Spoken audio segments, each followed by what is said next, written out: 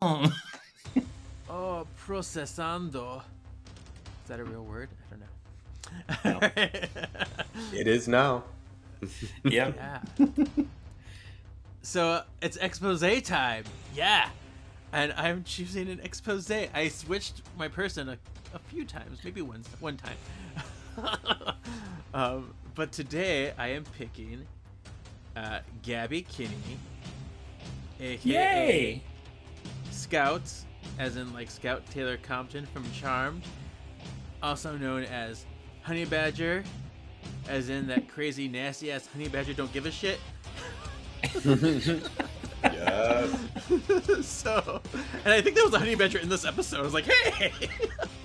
That was a Wolverine. Wolverine. Oh, well, fine. They're close enough. But Same family.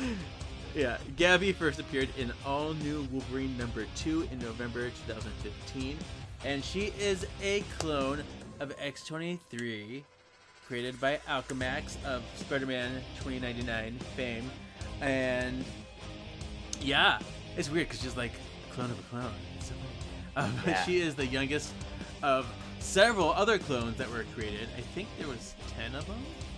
I don't remember exactly. But one of the few that survived. And then X-23 adopted her as a sister. She's like, come live with me. Be my sister. We're friends. And then, speaking of friends, she does become best friends with Deadpool for a little bit while investigating an alien virus and animal experimentation. And then she does end up in Krakoa to find those she considers family, like Wolverine and Daken. But then she's kind of rejected by society there. She's concerned that a clone may not be resurrected. So because she is a clone, she might not be resurrected if she dies. But Correct. after she's killed by Shadow King, she is resurrected. So yay! Yay! And she has the powers of Healing Factor. She also feels no pain. She has one retractable claw in each hand, so she is flipping you off every time she pops a claw. And Yes. yeah, she's really cool.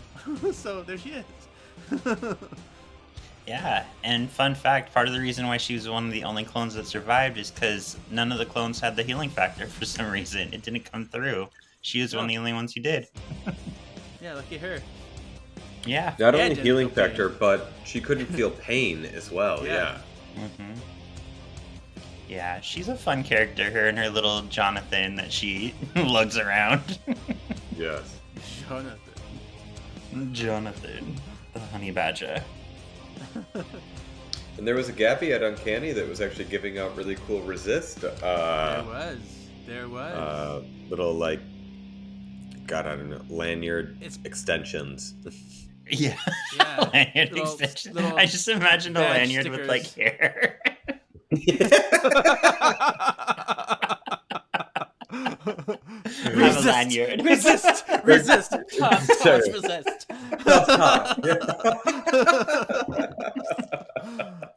But yeah, seeing her uncanny is one of the reasons I picked her, so yay.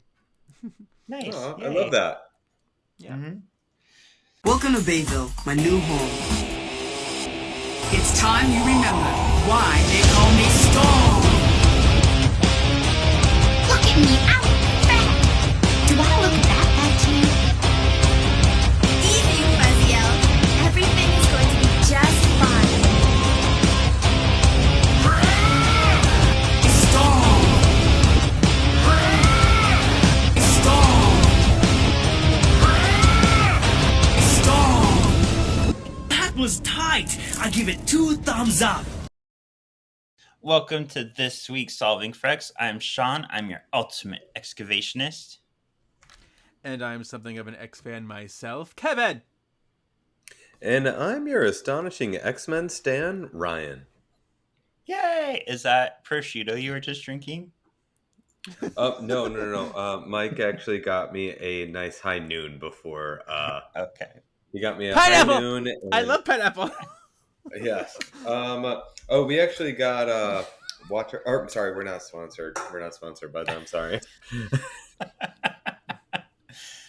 I told Ryan when I was in Vegas I was going to order a different drink, but then I saw Prosecco. I was like, I might as well just give in. I might as well just become Ryan. One of us. One of us. One of us. Exactly. Pretty soon, Kevin's gonna go out somewhere, and they're gonna ask for a drink, and he'll be like, "Prosecco, please." Do you have a Prosecco, pineapple please. prosecco? I want a pineapple prosecco. Make that happen. Okay. Okay, I will, but I don't know if I want to drink it. I'm not gonna lie. Yeah. It would be It'll so be called good. Pine Secco. Yeah. I've had That sounds like pineapple something that clone. you would have to go to the clinic for. I got pine I think I guys, did sorry. once. I was like, my Pine Secco's acting up again. Can you put your finger in there? Oh. Well, anyway, speaking of the clinic, let's get into our sinister gossip session of doom. Okay. Oh my glob. So Feige has just finally seen me. He's validated my theory. It's happening. Trying to describe this theory to someone who doesn't read comics isn't always the easiest, as seen by me and Alan last night. So in the comics and Secret Wars, they kind of like bring all the realities into one. So like Miles Morales is no longer in the Ultimate Universe. He's now in our universe. Old Man Logan's in our universe. It brings everything together into one smorgasbord. And that's what Feige has said is going to happen in the MCU. He said they're already looking to cast new X-Men. So we're not going to keep using the Fox X-Men anymore. They're already looking to recast Iron Man because it will be an Iron Man from the multiverse who starts up as a new Iron Man.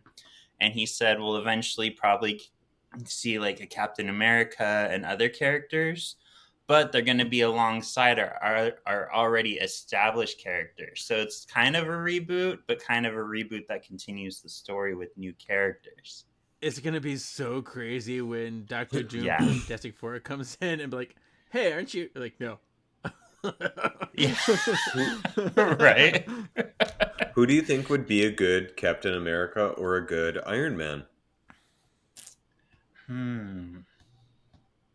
I was like, do you think that that's who they were eyeing Eggsy for?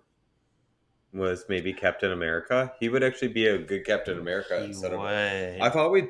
I always thought that he'd be an amazing Wolverine, but now since this, I was like, maybe he's actually just been like he could have always been. God, what was his son's name for a while? Like Nomad, I think. He could have been Nomad for a little bit from, especially that he was in other timelines and stuff like that. But I don't know. I think that casting him as actually as a Steve Rogers from a different dimension would be cool. But I also do want evil Cap Chris Evans. Yeah. I What think if they since get people Johnny already Storm? love him too, it would work. Huh? What if they get the Johnny Storm from this new Fantastic Four to play the new Captain America, and then there's like now there's two Johnny Storm, two of the same actor. That would be hilarious. You know what? Speaking of, you know who would be a good Tony Stark, I think, now that you think about it, because I've heard he's an asshole in real life too, and he kind of plays an asshole, is Miles Teller, who played Mr. Fantastic in like the bad Fantastic Four from 2015. I was even going to say, is it Jesse Eisenberg? He'd be good too. I could see him being kind of a good younger Tony Stark. Yeah, I think they'd go younger for sure because they want to like keep him in there for at least 10 to 15 years. Right. But then I don't know if they would go with Eisenberg because I think Eisenberg is, I don't know, geez. He's got to be at least like 40 something.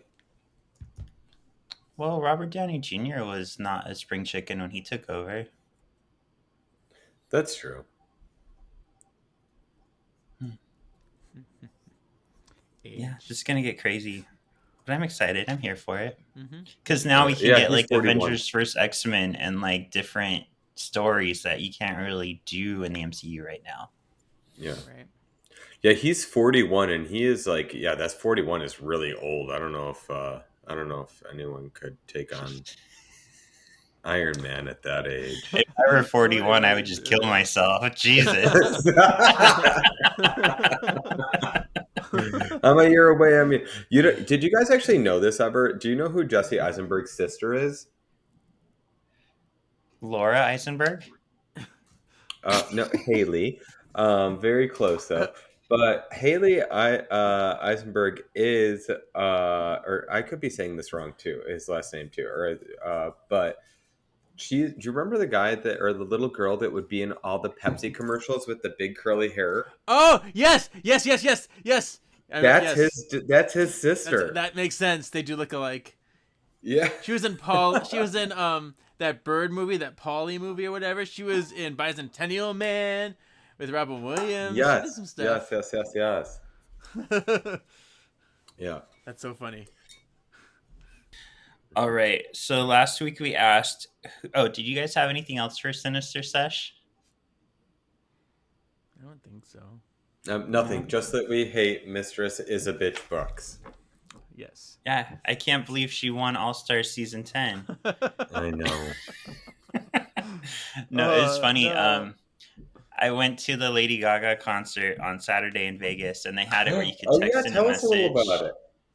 And somebody sent in a message calling out, like, I'm so sad these three queens didn't win. And somebody else texted a few minutes later, like, thanks for spoiling Drag Race. I haven't watched it yet. It was pretty funny. The concert was amazing. I think she's an amazing performer. She did more of a story, which I'm not going to sit here and lie and say I understood the whole story. There's still aspects of it afterwards. I asked Alan, what do you think was her messaging when she was like running around with a cane? What do you think was her messaging here? But I understood like the gist of it. I think, in my opinion, it's a very internal performance of like defeating your enemies within and like overcoming. And she does like this whole, I'm not giving away any specifics, but she does 3 slow songs in a row, which was amazing because it told a story of her like conquering her inner demons. And it was just, it was a really cool concert. She's an amazing performer. And I got a kick out of it. I told Kevin yesterday when we recorded, but I posted on TikTok the videos I took, and somebody wrote, I prefer not to go to satanic concerts. I thought that was so funny. I responded back to them just ha ha ha. People are so weird. Like, why don't you care about something real than like a concert that somebody went to? Exactly.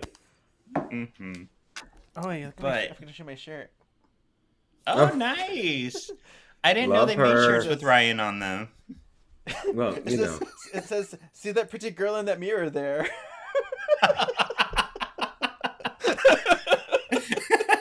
I'm that pretty girl. You are that pretty girl. Yeah.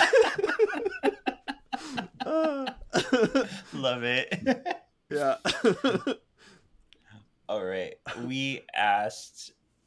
Oh, yeah. It was like the laziest Vegas trip ever, too, because we were just tired from Uncanny and from, like, the week. So we were like, we didn't spend a lot, luckily. We got taken out to dinner by his contact.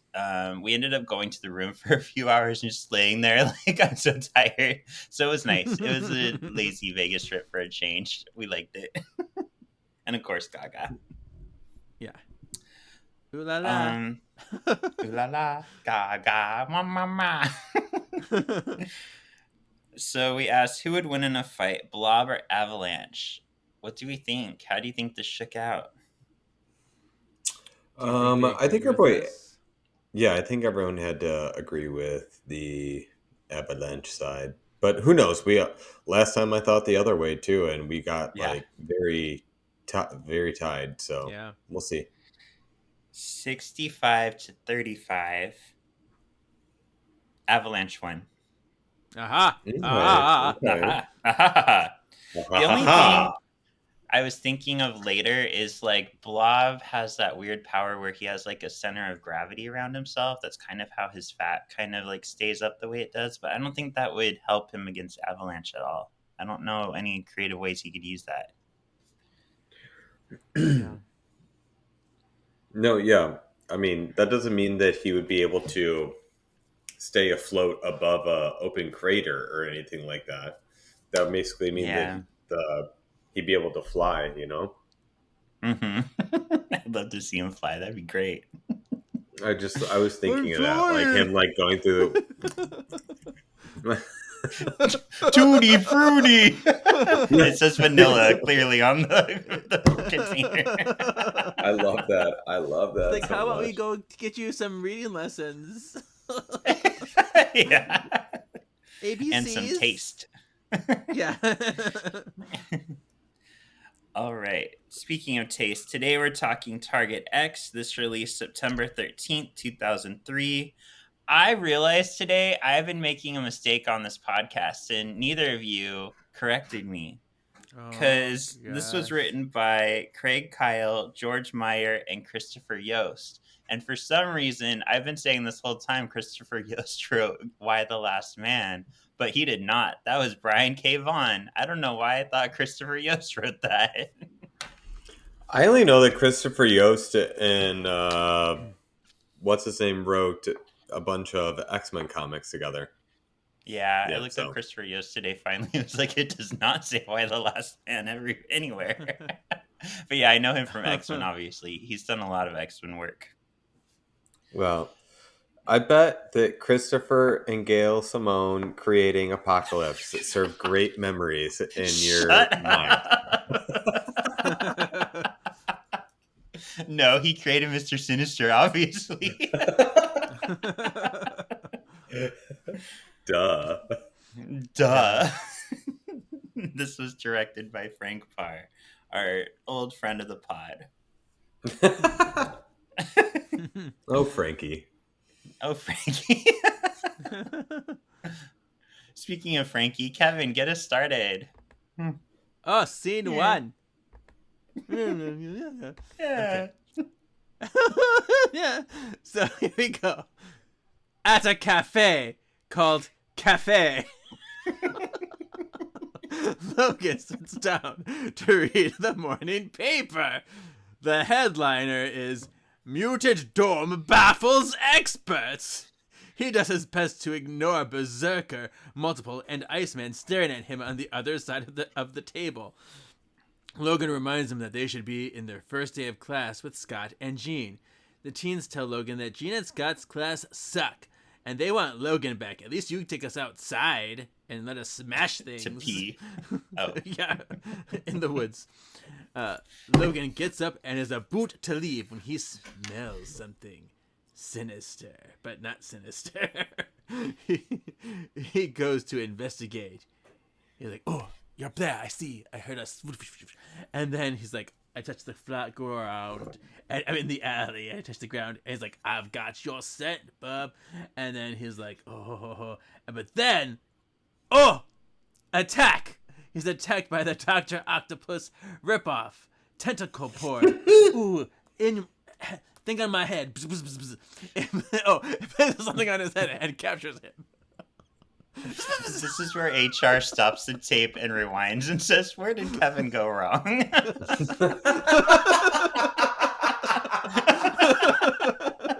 I got a mind of my own when I do these recaps. Right. I thought when Logan was in the alley, he looked like oddly skinny to me. Like he was so lanky. It was weird. I have to 140% agree with your Dr. Octopus analogy though. Like as soon as I first saw them come out though, I was like, oh, Dr. Octopus is in this. I know. I was like, ooh, I got really excited. Yeah, why would they do that to us? And also, I love that we got the I'm sorry, what was it called, Kevin? On the forehead? The bzz, bzz, bzz. Thank you. You are such a good-looking bee. Bump into me. I'm knew in it. for pollination.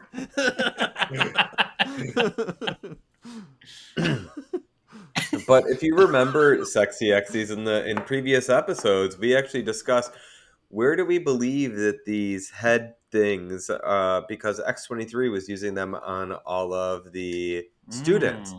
And we were like, do you guys think it was from Hydra or do you think it was from S.H.I.E.L.D.? And I believe that Sean thought it was from Hydra. And I thought it was from S.H.I.E.L.D. Where did you think it was from, Kev? I don't even know. I don't remember what I said. He thought it came from Xavier. No. Oh. Okay. Xavier's butt. Ew. Yeah. Nobody wants I'd that. watch it. Yeah. Who's next? I am. Back at the manor, Scott and Jean are prepping for their class. Scott is skeptical of their class choices. He feels the students would probably rather be outside using their powers than stuck indoors learning physics. Jean convinces Scott to trust her. The kids will love physics. Yeah, right. They open the classroom doors, and Scott is knocked over by Cannonball. The students are all using their powers indoors. Oh, no. Like, trust you, Jean? God. Trust you? Okay. Okay. I think I meant to say this a few episodes ago. I do like this progression we're starting to see of, like, Edward Kelly is starting to, like, run for mayor, which leads probably to, you know, president or other things, senator. And we're seeing, like, Scott changing his name to Robert. We get to see, like, Scott and Jean slowly, like, painfully slowly get into the relationship. Now we're seeing them become instructors. Like, I do like that we're seeing the X-Men, like, form into what we know of them. So this is cool progression. Mm-hmm. They are changing. They're not staying the same. They're still living their life, which is really neat. I have to say that my favorite progression throughout it was just like the knowledge that we got to learn about the New Mutants and I know, shocking, but seeing Bobby actually becoming more of a staple of the his name is Robert Drake, Iceman, otherwise known as Bottle Blower. Yes. Ice Rose Maker. Oh god, yeah, wow. Oh. If you need a florist or a refrigerator, you know where to go. Yeah. Yeah, exactly. Logan comes to in a cell. He is handcuffed and chained to the wall. Kinky. Logan pops his claws and easily dispatches the chains. Oh, I knew something was up right away. Who chains Wolverine to a wall and leaves him? Like, I was like, fuck this noise. Like, they're doing okay. Yeah. He cuts through the wall to find he is in a plane. Two guards open the door. Logan is shot by a guard and thrown out of the plane. He falls into the countryside below. He lands in water. The plane closes in on Logan. Omega Red and Gauntlet rope down from the plane to hunt Logan. Omega Red attacks a tree. For reasons. Gauntlet picks up on Logan's signal. Let the hunt begin! Go ahead. I had to look up who Gauntlet is. I totally forgot about him. Sean, thank you so much, because I was literally about to be like, did any of you know who Gauntlet was before that? Like, I literally had to as well. I was like, wait, is he supposed to be Deathlock? Like, I really well, I knew him from this episode. So I was like, I know who he is from this episode. So, for this reason, I have included a cameo. Come out, wherever you are. Don't worry about us, Dingo. We'll make sure we can. Cameo. So we can talk about who Gauntlet are. So he first appeared in X Factor number 65 back in 1991. The main reason I think I remember who he is after looking at the pictures of him in the actual like comics is because I had his card. Like, I know most of my X-Men from their cards. But yeah, he's a very underused character. Was he a 90s Flair? Yeah, he was one of the 90s cards, and he was definitely one of those many 90s villains that popped up that like never got used again, like Sienna Blaze, We're finally seeing like Shinobi Shaw like used a little bit more, but there's like Haven, like all that big grouping of villains that got created in the 90s. It says that he was once a cousin of the Inhuman royal family. He was captured and transformed by Apocalypse into one of the original riders of the storm. He is such a not well thought out character that the full details of Gauntlet's powers remain unclear. Although clearly his physiology has been affected, granting him green skin and long spiny teeth. That's all that's known about his powers. Yeah, he uses technology. He has lots of weaponry. Yeah. They did actually bring him back recently in the Volume 4 of Uncanny X-Men that started in 2016. He was in Uncanny X-Men number 5, where he was killed by Magneto. Magneto basically killed all the Riders of the Storm. There you go. But before that, the last like thing I found on him was the last time he was used before that was when in the 12, all the way back from 2000, when Cyclops gets turned into a hybrid like Cyclops Eclipse. He has like this weird. Say no more. He looked weird. But yeah, that's like the last he was actually used before he came back to get killed. Yeah, he looks like something from. Remind me again, what was the world that they went to in Astonishing, where they got Colossus from? War World, was it? Oh, Break World. Break World. Oh yes. He like, I'm looking at the comic version of him right now, and he looks like something from Break World. Seriously. Yeah. Yeah, they definitely like cleaned him up for this episode. He usually looks much grimier, much scarier. Yeah, much little they did the same like thing. gremlin-y. Yeah. Right. And they did the same thing to Omega Red. He is much more palatable than his usual look. They made him look. Oh, actually, I don't know if I like it, but they dumped him down. Yeah, I have thoughts on Omega Red, but I'll save it. Yeah. I just put in the link, actually, what he looks like in the comics. Oh, cool. A link to it. Nice. Yeah. I'm sorry, in the chat. Sorry. See, Kevin, there's a reason to keep him on the podcast. Yay. Not just his pretty face. Oh, is it me again? Background. Yep. Okay. Logan crawls out of the river. He is wounded. He regrets not teaching the class after all. Gauntlet and Omega Red fire at Logan. He falls off of a cliff and hides in a hollow log. Okay, so this reminded me. This was so my enchanted moment. She's like, and I fell down, down, down. And then I climbed out of this big round hole and got very lost. Now, if only I could find a place to rest my head for the night. Maybe a nearby meadow or a hollow tree. So I was very excited. I'm going to share my musical moment in a second, too. Good. So he hides in a hollow tree, and one of Red's tentacles finds Logan and pulls him out. This is so sexy. Oh my gosh.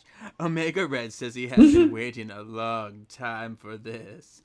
Logan doesn't recognize Omega Red, though. Just then, X-23 leaps down from a cliff and frees Logan. She's like, ah! She has a scream, and she helps him get away from Omega Red, and Gauntlet. Left alone to lick their wounds, Gauntlet radios into Hydra that the target has arrived. X-23 is now in play. See? All part of the plan.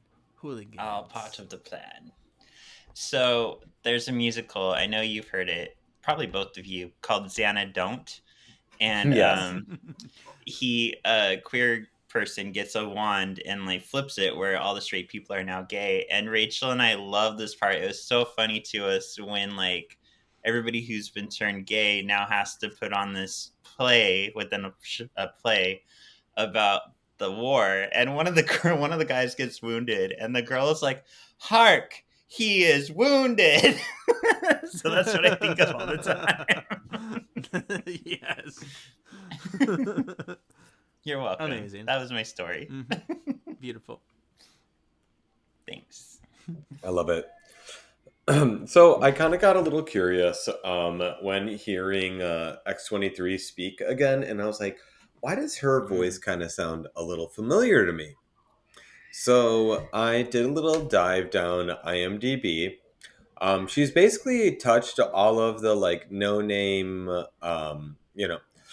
Vampire Diaries, anything supernatural, Beauty and the Beast. She also was Stargirl in the Flash series and all that stuff too. So like she's actually kind of she was on V for 3 episodes. She would I just kind of I like to go down IMDb holes when speaking about people. So I thought that you guys would be interested in that. And did you find that apparently this is a different voice actress than the one who originally did X-23? I didn't. I just looked up this one. Sorry, but I'm happy I did. What is the other? Does the other one have anything fun to know about? Let's see. Let me pull it back up. I found the note here on their wiki, and it said, what was her name? Brittany Irvin replaces Andrea Liebman as the voice of X-23. I didn't even notice. I know, I didn't either. Me neither. But I'm sure Brittany and Andrea are happy that we're noticing them in this episode. Exactly. Yay! All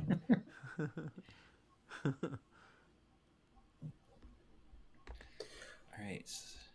Oh, it's my turn, right? Oh, No, is it it's me? your turn. Number 5. Whose turn is it, Sean? Yeah. Laura takes Logan into the clearing and interrogates him. She wants to know why he's here. He tells her he has no idea. Laura warns Logan to get out of here. Logan starts to follow Laura. She gets mad that he's not healing faster. The nerd. He's only slowing her down. Logan demands answers, but still doesn't get any. It trips me out because Laura looks exactly like my niece, like Sharice's daughter, Nevaeh, that you met. She looks just like her. Oh my gosh, that is so funny. I see it. That's crazy.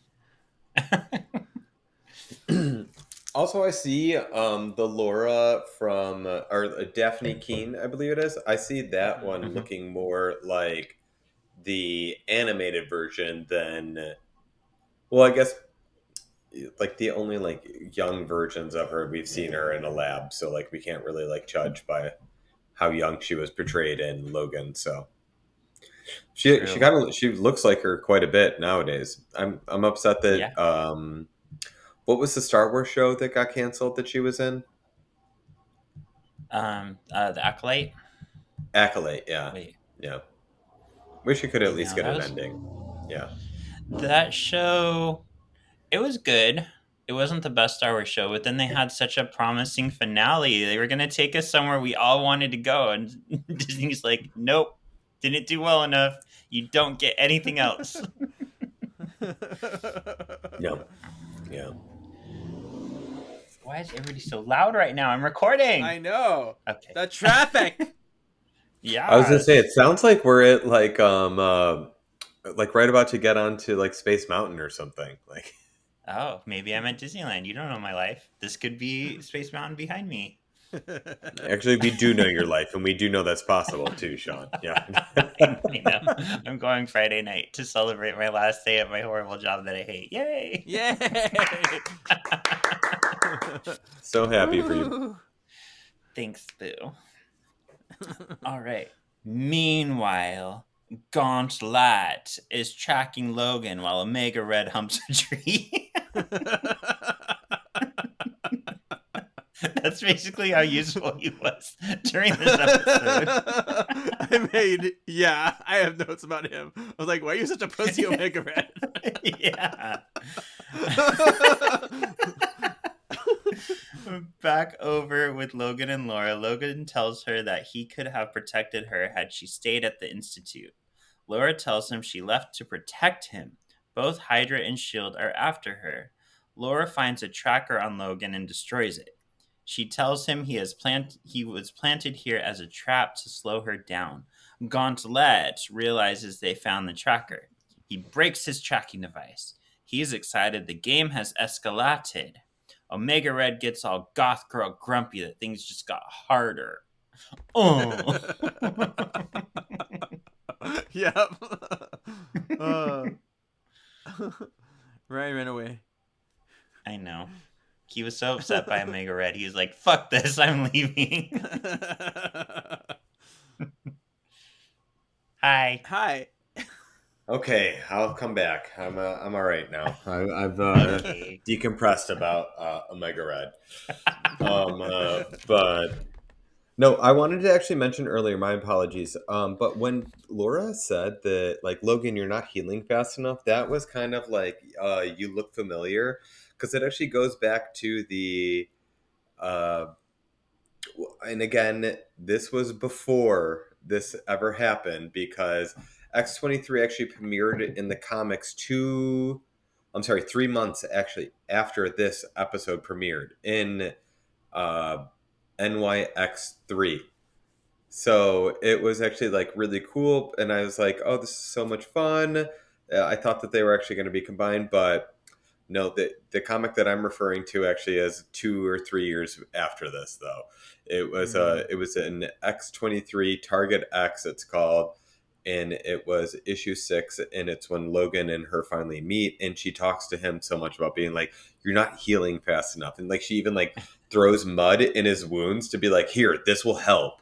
And like it's cool because you could see what was taken from these episodes to actually bring it to the real life comics. So it was very fun. I love so that. I forgot to bring that, and I wanted to bring that up. So I don't know, you look familiar or whatever. Yeah. Nice, thank you. Yes. Do you know the origins of the You Look Familiar? I don't. Please tell me. I made it up. It's- I made it up. No. Tell me it, It's the- Kevin. Because It odds started are on it's Words of you. the Witches. Yeah, it was me. It's the Words of the Witches thing that I came up with, and it was actually our Finola Hughes. It was a line that she said in that 70s episode of Charmed. Oh, And cool. Yep, And so that's used where I that got as it the from. basis. Yeah.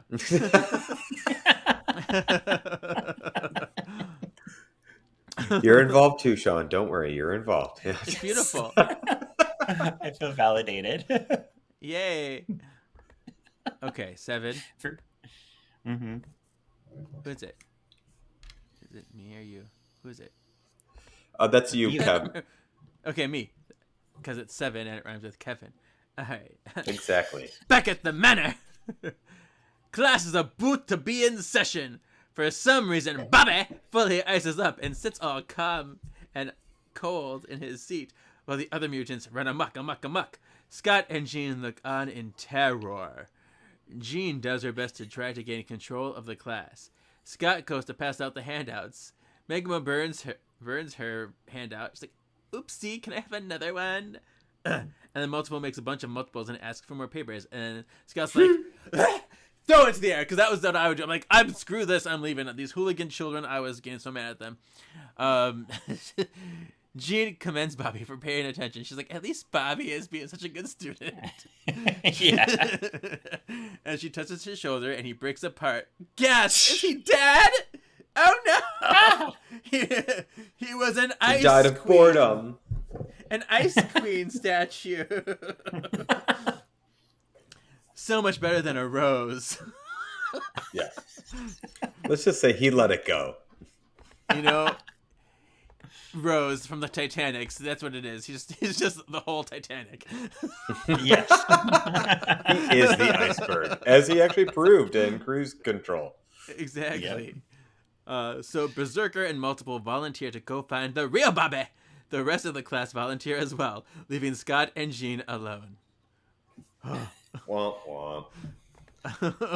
Okay, so I was watching this episode with Mike, and Mike just kept on getting so upset with the New Mutants, being like, why don't they respect them? Like, that's Scott Summers and Jean Grey. Like, do they know who they are? And I'm like, you have to understand, Mike, they're New Mutants. They don't understand. And also, Scott and Jean don't have the reputation that they have in the comics right now. So, like... Yeah. They're still kind of they have a reputation, but nowhere near what they have that you know. So, but he just kept on getting so upset. He was like, Yeah. I don't like it, and I was like, it's okay. That's why I you're going was to be mad on too. an Agatha episode. And I think it's because we're grown-ups, we're adults. But if you think about it, you know, they're not, they talked about it too, they're not that much older than them, so in their eyes they still kind of see them as students, so it's hard for them to kind of respect them as a teacherly kind of figure, I think. Yeah. And I feel like our Gene of today would either A, shut down their motor functions and force them to listen, or she would just put the information directly in their head. She'd be like, poof, you know it now. Let's move on. Yep. Mm-hmm.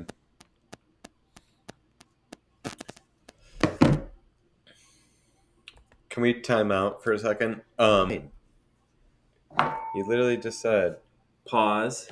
Mike. Mike. Wait, we're Mike, taking an actual pause. Okay. High five!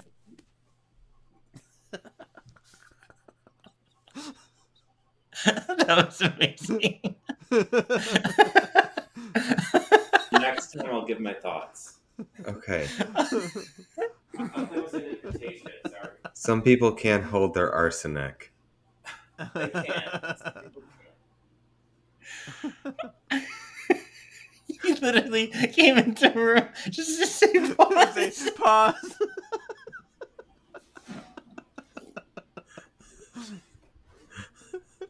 I'm keeping that in. Yes, you have to. No. Yeah, well. But Really what's it pause. called? That's fine. Okay. Back in the wilderness, Logan feels his strength coming back. Him and Laura scout the area. A little ways away. Scout. Get it? Scout. Scout Taylor Compton. Scout. Little expose in there. I see you. A little ways away, Omega Red finds Wolverine. Well, a Wolverine. As Red fights with the Wolverine, Gauntlet surveys the landscape with his bionic eye. He closes in on Logan's location. Logan tells Laura they are being hoarded towards a Pacific location. She tells him he's dumb. Logan offers to help Laura. She tells him the only way she can stop Hydra and S.H.I.E.L.D. would be to unalive herself. Logan tells her she understands what she's going through. They took his memories. Yeah. Thanks for the memories, even though they weren't so good. He tastes like you, only sweeter. There you go. I was trying to use time while you switch out your thing. Memories. Clandestinely. Yeah, exactly. Logan and Laura find themselves up against a cliff. Logan recognizes this as a trap. It's a trap! Just then, Gauntlet and Hydra open fire on the two fugitives. Gauntlet approaches the fugitives and tells them it's over. Laura pops all of her claws and attacks, despite Logan's warning. Gauntlet and the infantrymen open fire using a soundwave gun to attack. It knocks Logan and Laura out. Logan positions himself to fall over Laura to protect her. That was really sweet. He's so fatherly towards her. He really So is. sweet. That is sweet. I also love that you say Gauntlet And gauntlets. Yeah. She Exactly. fancy. So, ladies and gentlemen, welcome to the center stage, Miss Gauntlet. The gauntlet. Make me an omelette for dinner. Catch up on All Stars, and you could know a joke I was about to say.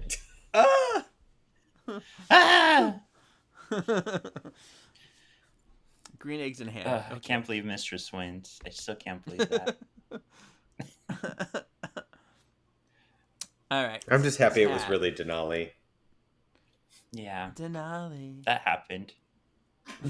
And then Alaska was there. She is actually completely rumored for All Stars winners season 2 though. Like everyone is saying that like but people are stating that her and like quite a few like Angeria, Sasha, Alaska, quite a few people are like fun people are being accused. Aquaria, like cool people from the past too. Nice. You know I love me some Alaska. I'm here for it. Oh, I love Alaska too. I love her when she's not with Willem because Willem kind of just drags her down. I get it. Drag. But yeah, you're right. Yeah. And apparently Willem has been fighting with Mistress. Mistress was like, stop talking shit on me online. And Willem was like, why? You're on TV. We can all talk about you. Yeah. If you can make memes of Tina Burner, we can talk shit about you. Sorry. I know. Oh, there's actually a whole big dispute. Mistress has released a video, and now Willem has released a video, and they're both very catty, very one-sided. It's very fun. Just check it out if you guys can. They're fun. Oh my. Okay. Yeah, I used to like Willem more than I do now, just because she's messy, but she's entertaining. She's fun to watch. She gets in fights. But yeah, she All right, frustrates scene me 10? on the pod. Yeah, scene 10. All right. Hi, Herda. This is Herda, so I'm gonna say hi to Herda. Herdia.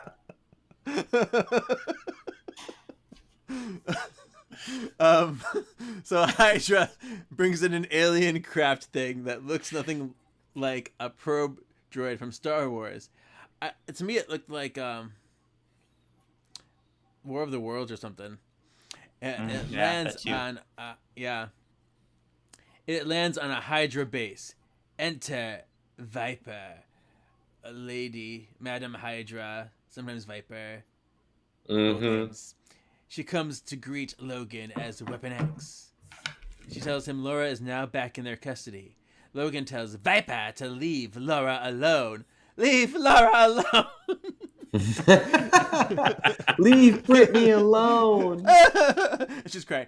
Viper tells Logan that Laura is the one hunting and destroying Hydra bases. She's a very slippery lady.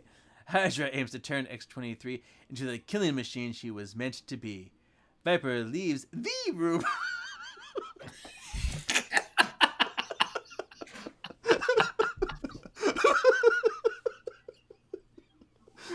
She leaves the room, but she tells Omega Red to have fun getting revenge on Logan per their agreement. I'm glad my misspellings got so much fun. The room.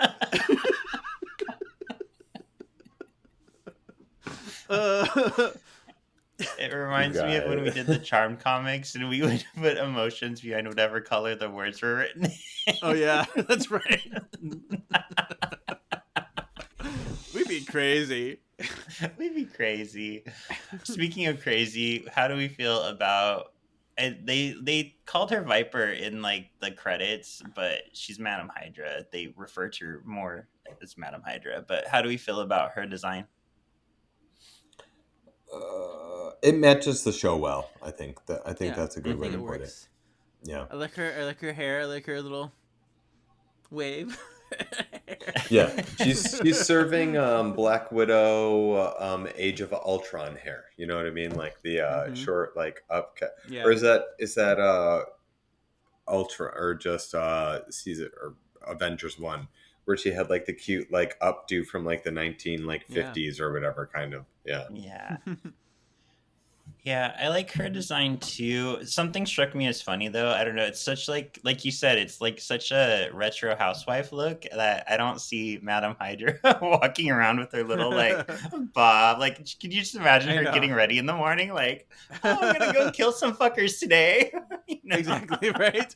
Get my heels on and my pencil skirt. Here we go. But like as a gay man, like it's adorable. I love it. I love the design, but it just struck me as kind of funny. Yeah.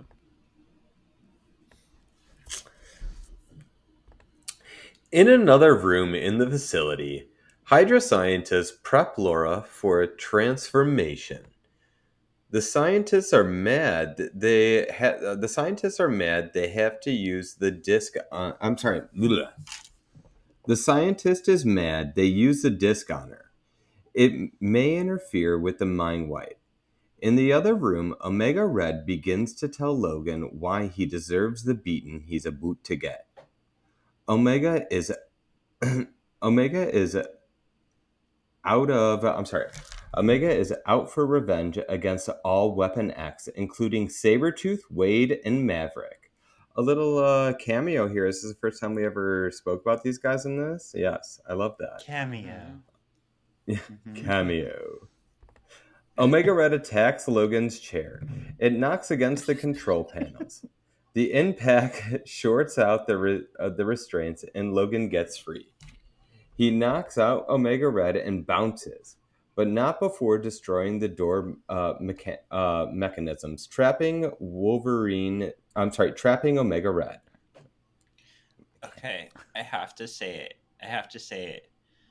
Omega Red is so stupid in this episode. Like, he literally attacked the chair. Like, Wolverine didn't even move. Like, this man attacked the chair.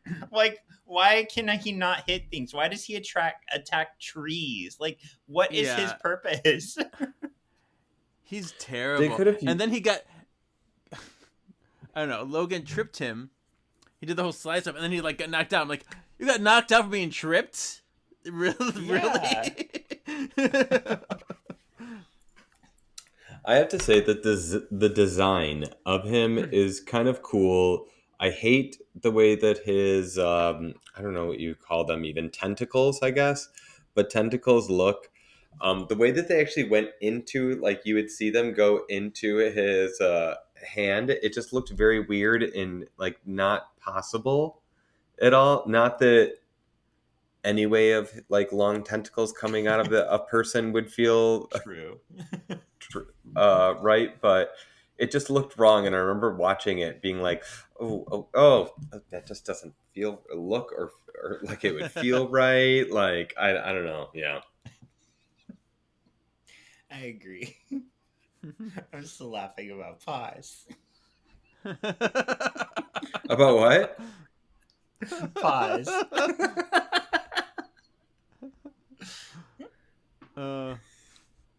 It's still going on.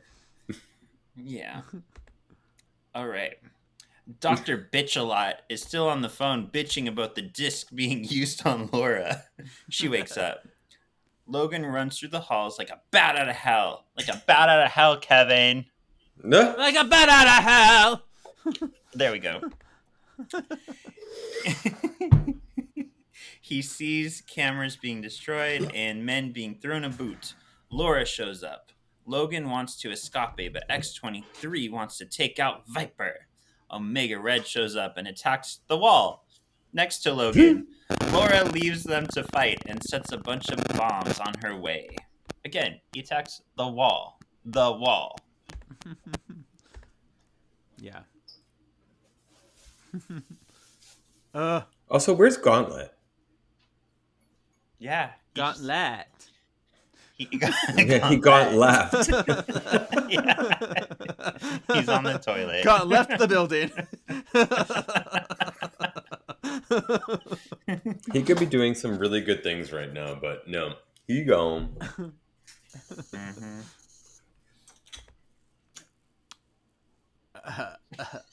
All right. In the control hub, Madam Hydra, aka Viper, is checking in on what the hell is happening in the facility. They watch as X-23 takes out the cameras on her way to the control room. Meanwhile, the fight between Omega Red and Logan continues. Logan shoves Red's tendril into a socket. Oh, electrocuting him. Oh my god, the vibrations. Taking him happened to out. me. It's happened to me.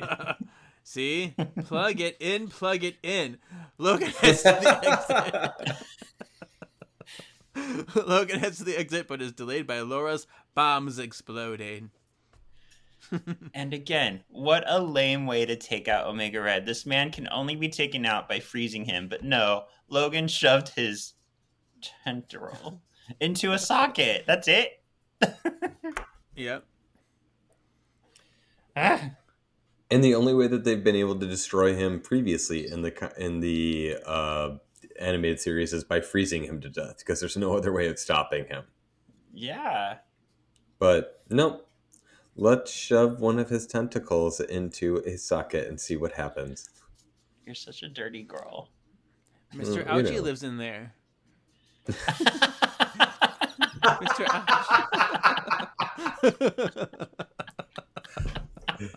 Kevin, you sound like you're speaking from experience. Yeah. I just remember all of the little signs on the plug. There's little faces on the plugs that said Mr. Ouch in preschool. I've never heard that. Oh my god, yeah, there's like little grumpy faces and like shocks, and he's like, yeah, Mr. Ouchie. And so I was like, oh, don't touch the plug.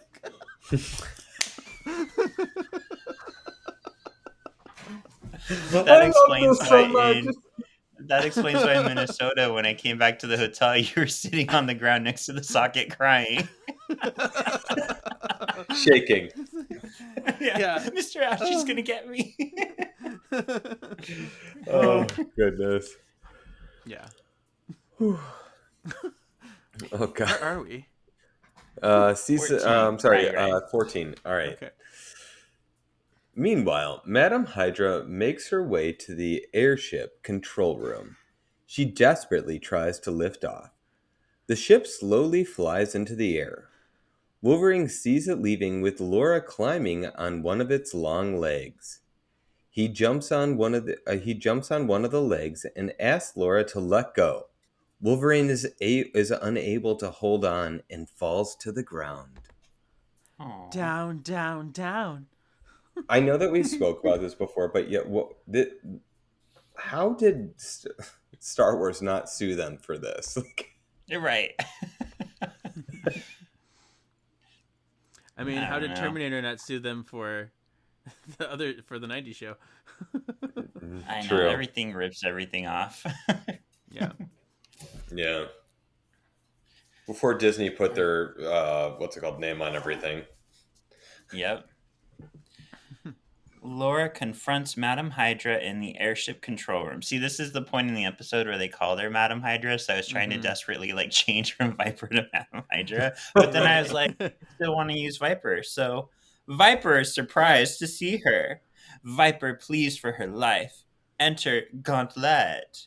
He points a gun at X-23 and tells her it's over. Laura agrees and leaps into action, planting bombs around the room. From the ground, Wolverine watches as the ship explodies. It crashes to the ground. Laura is dead. Obviously, she's dead. She's dead. I always love. I was like, yes, it is. And I love how everything just Yeah. opens up and more. It's so cool. It's so cool. I love it. She's boss bitch this episode. She is. I almost said this level. Okay.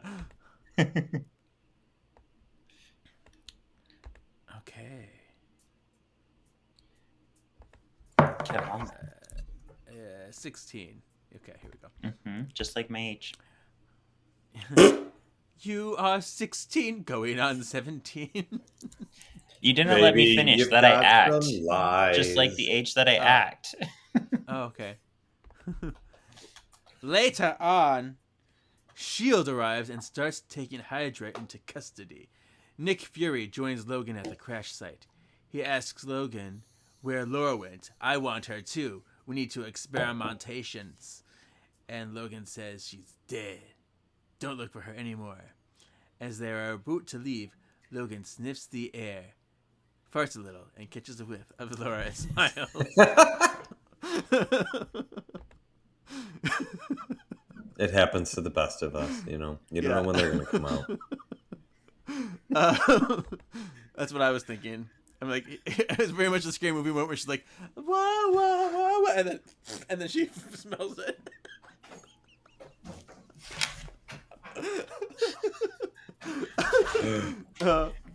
Anyway, where are we? We see Laura still alive, I see, and well in the wilderness. Ta-da. Thank goodness. Thank goodness. Thank goodness. Back at the manor. Bobby and the other mutants are in Jean and Scott's class. Bobby complains about learning. Jean uses her powers to lift everyone into the air. They prove that they're not so old. They still have a lot to teach the younger students. Together, Scott and Jean showcase their powers with a cool trick shot. Everyone is impressed. Logan smiles from the hallway and walks away. Aww. And some CW music plays. Yeah, it felt like that kind of ending. Yeah.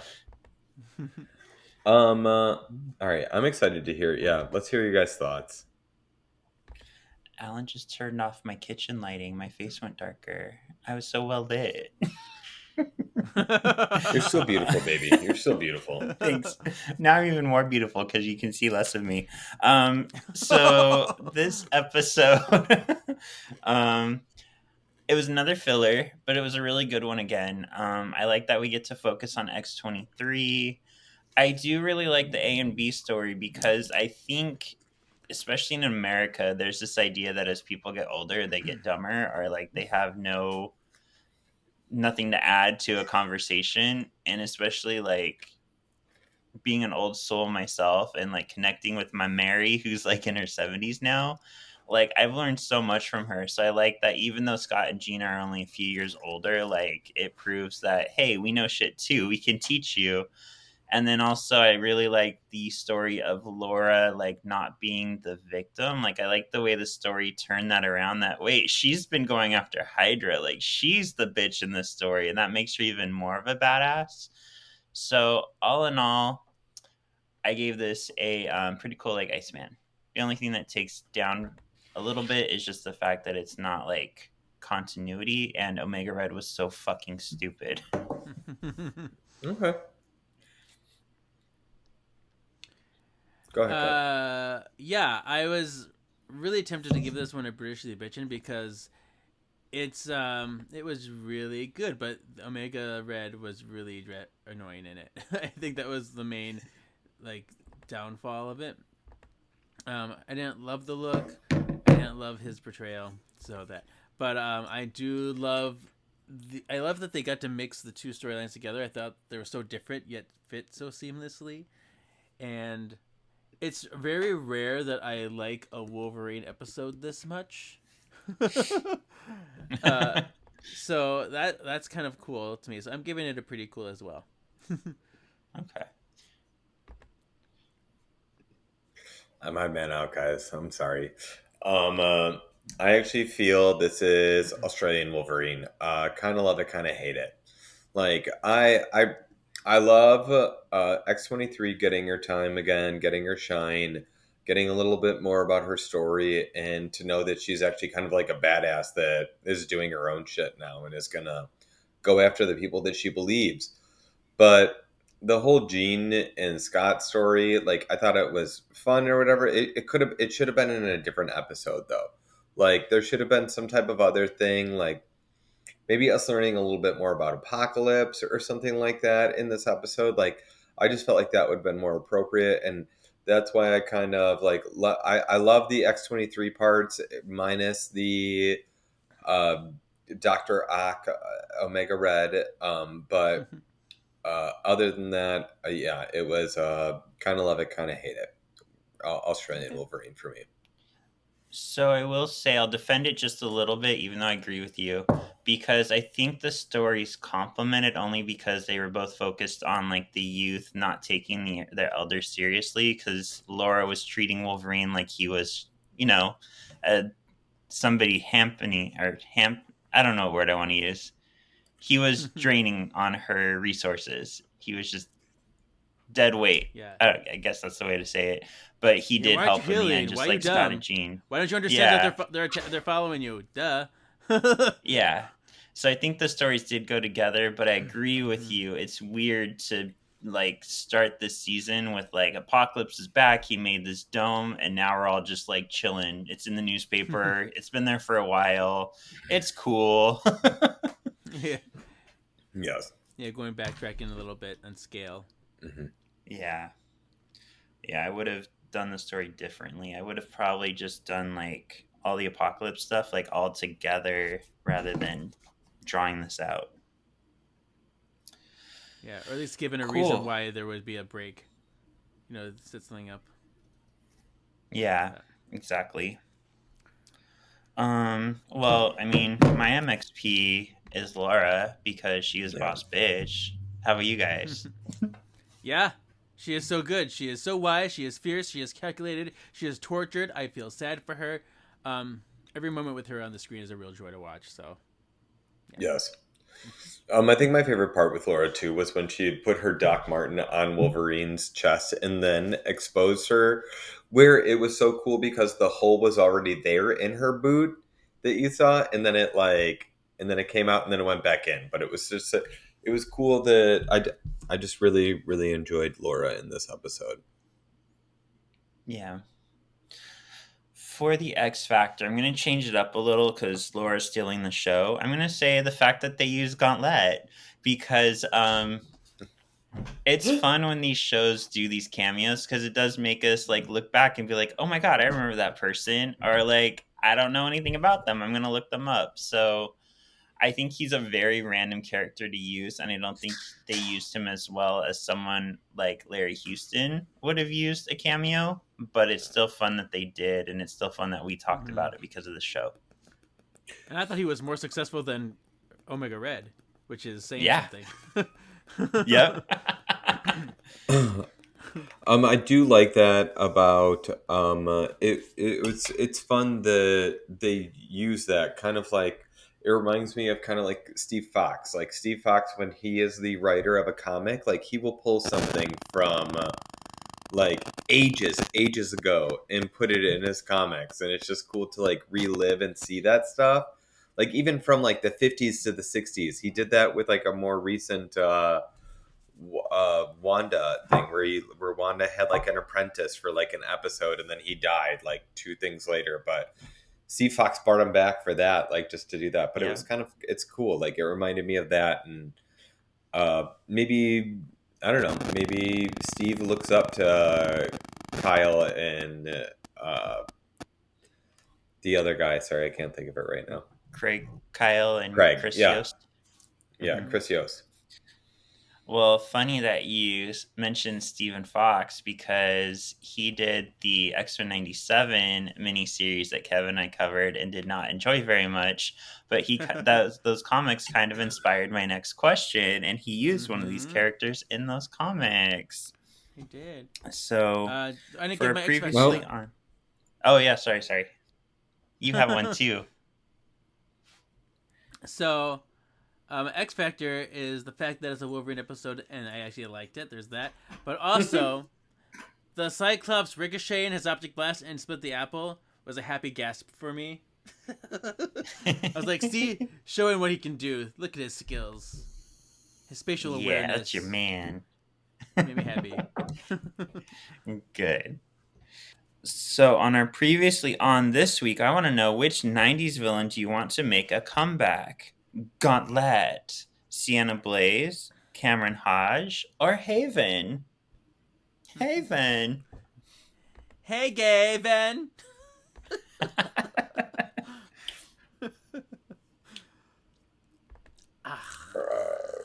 You go first, Who Sean. do I choose? Okay. I will always say Sienna Blaze just because I had her card when I was young. And fun fact, when I was young, I pronounced her name Sienna Blaze because wasn't as familiar with the name Sienna.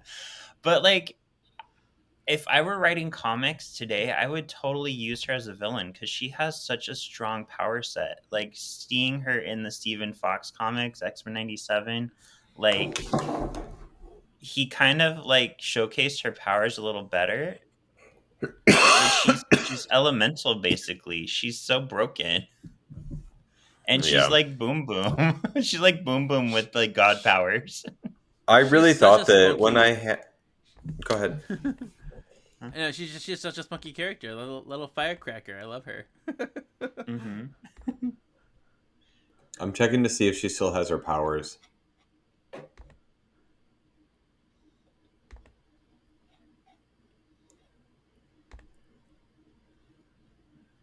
Oh. Nope, she was killed. Oh, Mm-hmm. well, see, come back. Yeah, come back. Because I feel like out of these options, it would be between her. Well, it and, makes me upset even more. Go ahead. I'll tell you after. Okay, well, I was just thinking between these options, I'd probably be between her and Gauntlet, because I feel like Gauntlet hasn't had a lot to do, and it'd be cool to see what something modern could make of him. If like X-Men Evolution made something out of it like this, think of what the comics can do. And Sienna Blaze is really fun. Cameron Hodge is too gross and weird to me, and I don't need no Phalanx Covenant stuff anymore. So he can go away. So yeah, one of those two. I guess I'll say Gauntlet to be different.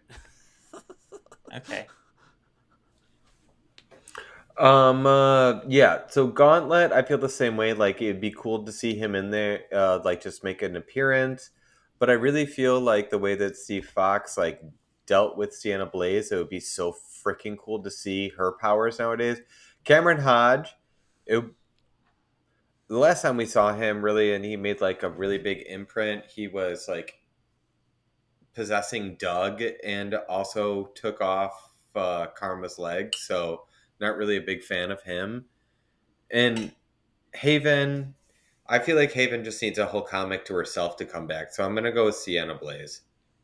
Okay. Nice.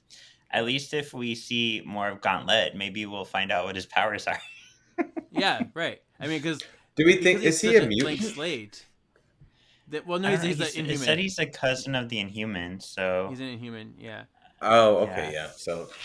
So then he's actually dangerous to mutants if he has any Yeah. Terrigen mess with him. Yeah. Right. So he's kind of a blank slate, which means there's lots of things that you could make of him. Writers could really do stuff with him and create a cool lore. So yep. that's the fun part. Oh me, oh my. Oh me, oh my. All right, cool. That is our episode. Next week we'll be back with Sins of the Sun. Sins of the Sun. I'm excited for this one. I want to see what they do with the sun. The sun. Professor X's son. Like I say. All right. Just well, remember what mutants have sun in their name. Sunspot. Cyclops Sun. Jean Grey Sun. We're getting Sunfire. Shut up. The This is not a no more sun has gone situation. to bed, and so must I. All right, Kevin's All right. kicking us off. We gotta go. I know. All right, boys. Who's going first? Where can we find you? All right. You can find me at KJEEZY87 on Instagram, or follow the other podcast that we do, Words of the Witches, covering the Charmed magazines currently. And you guys can find me on Instagram at RYEORIO and also in the Solving for X comments. Bye. And you can find me on Shawnee Havoc, where I posted my Lady Gaga videos. So you can tell me I'm satanic, and I'll be like, yeah, and then you can find this podcast on Solving for X in Instagram, YouTube, and that's it. Bye. Thank you for listening. Or